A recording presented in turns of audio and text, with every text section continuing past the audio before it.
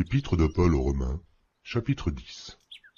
Frères, le vœu de mon cœur et ma prière à Dieu pour eux, c'est qu'ils soient sauvés.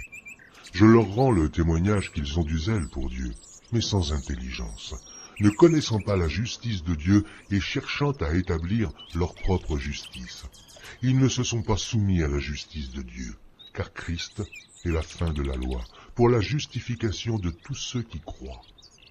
En effet, Moïse définit ainsi la justice qui vient de la loi. L'homme qui mettra ces choses en pratique vivra par elles. Mais voici comment parle la justice qui vient de la foi. Ne dis pas en ton cœur, qui montera au ciel?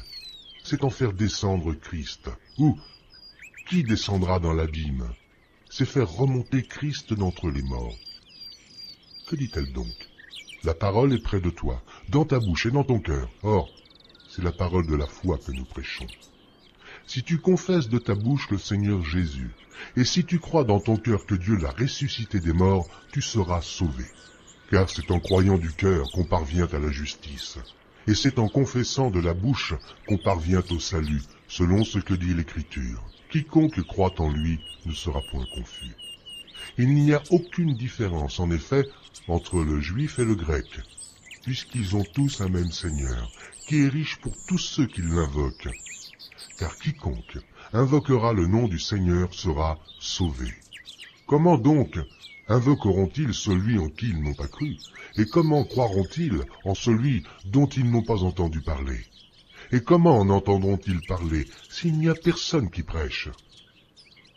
Et comment y aura-t-il des prédicateurs s'ils ne sont pas envoyés, selon qu'il est écrit? Qu'ils sont beaux les pieds de ceux qui annoncent la paix, de ceux qui annoncent de bonnes nouvelles. Mais tous n'ont pas obéi à la bonne nouvelle. Ainsi, Ésaïe dit-il, « Seigneur, qui a cru à notre prédication ?» Ainsi, la foi vient de ce qu'on entend, et ce qu'on entend vient de la parole de Christ. Mais que dis-je? N'ont-ils pas entendu? Au contraire, leur voix est allée par toute la terre, et leur parole jusqu'aux extrémités du monde.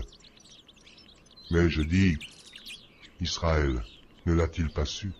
Moïse le premier dit, « J'exciterai votre jalousie, parce qu'il n'est point une nation.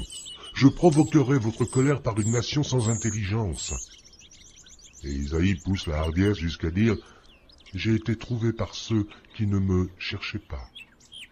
Je me suis manifesté à ceux qui ne me demandaient pas. » Mais au sujet d'Israël, il dit, « J'ai tendu mes mains tout le jour vers un peuple rebelle et contredisant. »